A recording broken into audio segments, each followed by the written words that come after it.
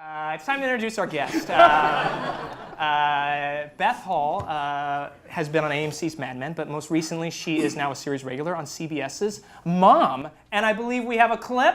Let's roll it. That was awkward. What? Did you not notice Steve leering at me through the whole meeting?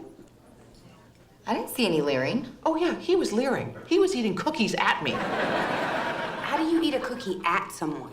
I'd show you, but it'd freak you out.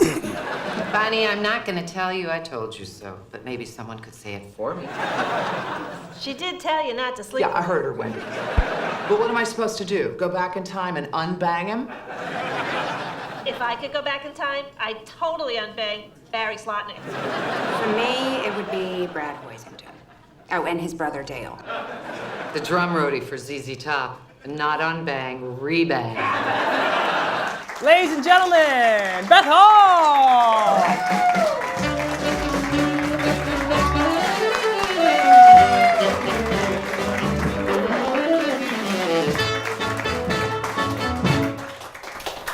I'm so far away. I know, you can sit close, you can sit far away.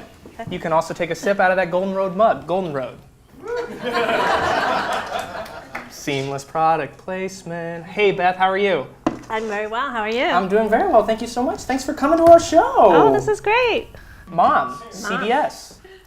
Now I just found out you guys are on season 3, Right. and your character wasn't originally a series regular, correct? Correct. But now it is. Now it is. Now how did that happen? I started appearing on season 2. Originally, I was playing the part of Janice, who had like one line where I say, "My name is Janice, and I get cut off." And what were you going to say? I was going to say I'm an alcoholic, right at the AA meetings. And then they decided that bit wasn't working, and so literally a half hour before showtime, they cut the character. So they were like, "Oh, it's not you, it's not you. We'll have you back. We'll have you back." And I was like, "Okay, sure. I've heard that before." And so sure enough, they had me back as this part of Wendy who cries a lot, and it really clicked, and they decided to sort of go in this other direction where they're focusing on the women and the friends in the meeting. And after season 2, they asked me to be a season regular this season. And Nice. still there. I'm still there. Is there going to be a season 4? Do you not know yet, or do you? We don't officially. Do you even know? I don't know, but You don't not officially. That we haven't heard anything, but things look good. So what's it like working on set? Because you have Alice and Janney. Alice and Janney. Yay, Alice and Alice and Janney. And the showrunner is Chuck Lorre, or still, or no? Yeah, Chuck Yeah. Lorre. Oh yeah, he's very involved. Yeah. He's like E.F. Hutton. If you're probably too young to remember the E.F. Hutton commercials. They used to say when E.F. Hutton talks, people listen, and so that's Chuck Lorre. It's like everyone will be there, and he'll go, "I never." What's he gonna say? And whatever he says, you do. And what's it like working with Alice and Janney? She's amazing, and it's like a clinic every time you're doing a show with her. She's so funny, she's so talented, she's so smart, and on it as well, she's adorable and funny. And Do you ever look at her and when you were trying to get a joke and you're like, "Can you just bring it down, Alice and Janney, a little bit?" You're too funny.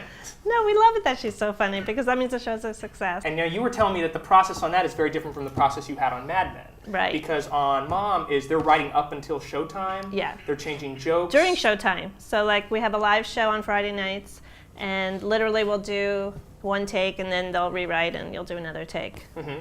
So Nice. it's literally writing till the last minute. And how was that different on Mad Men? On Mad Men, the script was done and nothing changed. And you said it word for word. If it's the, it's the. So not the. And if not, Matthew Weiner would be like, Yeah. "What the hell?" I wrote the. And you would be filming and he would be somewhere else writing, right? At the time you guys Always, were filming? yeah, constantly writing. He always directed the last episode because he was done writing, but he oversaw everything. And when did you move out to Los Angeles? Oh, many, many years ago. Because I remember you were telling me that you originally were from New York. Yeah, I'm originally I grew up in New Jersey, then I moved, of course, to New York after college and did a lot of theater. And all the sitcom stars were coming out to New York to do Off-Broadway, and I was like, I have to go out to LA, become a sitcom star, so I can go back to New York and do some Off-Broadway. Yeah, so it took me like 25 years, and now I'm ready to go back and do Off-Broadway. Nice. And when you moved out here, you were involved in Groundlings, right? I studied with the Groundlings, yeah. And when you came up, you were saying that you had so many characters that actually led to a one-woman show, right? Yeah, I did a one-woman show with most of the characters that I'd written during the writer's lab in the groundlings. And what were some of the characters like? Anything Oh, I had a hilarious? woman. Oh, they were all hilarious. You're like, fuck you, Julian. What do you mean? Were any of them hilarious? A woman who loved fire. Nice. So that was my biggest character. Her name is Valerie Ashburn. And she just burned things? No, she never started a fire. Nice. She just watched them. Nice. So like a wannabe arsonist. No, she just enjoyed the result Of the fire. of the fire. So what's in the future? What's in store? It's endless. It's endless. It's endless joy. Hoping to do some film during hiatus and see what happens. I haven't really had a lot of time to be auditioning and doing things. Because you're filming Mom. Because I'm a mom. I'm Yeah. a series regular. Yeah. I'm a mom. You're a mama. They call them mamaholics. Right? Mamaholics, yeah. How many mamaholics are in the audience? Any mamaholics? Yeah. You raise your hand higher. Yeah. There she is. I'm a mamaholic. I found one. So I know we were talking on the phone, and I was asking you. We have a lot of comedy nerds who are involved with the show, and a lot of really aspiring actors and writers. And I asked you, like, was there any point or anything during the entire process of you getting to where you are now that you were like, this is it, like I'm staying in this for the long haul? Because some people get it and they're like, oh man, I'm an accountant actually, and I'm going to make that my life, Which there's nothing wrong with accountants. No, there's nothing wrong with accountants. And I've actually done a little of that. I've done a little of everything. I think I always knew I was in it for the long haul. I, graduated from a good college. All my friends were lawyers and doctors, being successful and making a lot of money. And, you're waitressing. Awesome friends. Not all my friends. Cash and I are like going to see how much money we have for an In-N-Out burger after this. I believe that was me. And they're all, but, Okay, cool. I have nothing, so. After college, I worked at Sardi's waitressing, and our professor came in there and said, what's going on? All of my students are waiters. But you're like, you have no idea how this industry works, do you? Yeah, exactly.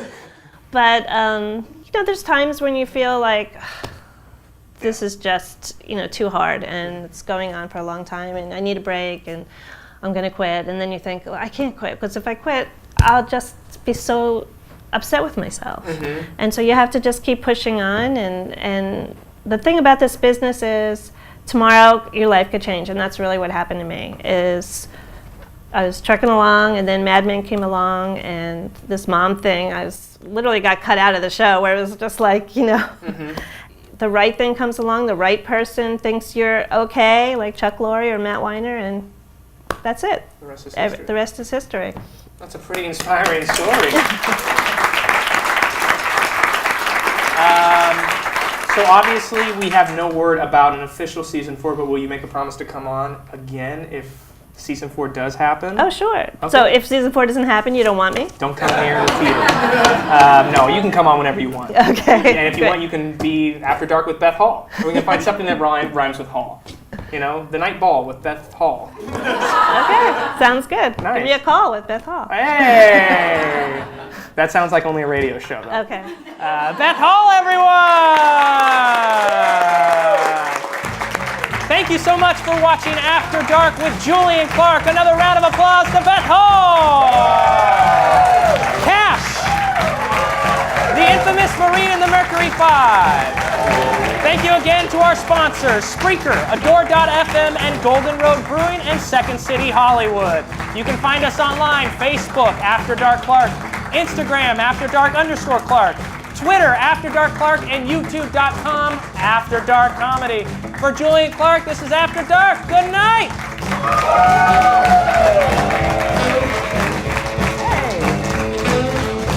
I don't remember when I dreamed you were the one. I don't remember our goodbyes. I thought my bed was much too big, but I was wrong. Like Goldilocks, it just feels right. I don't remember why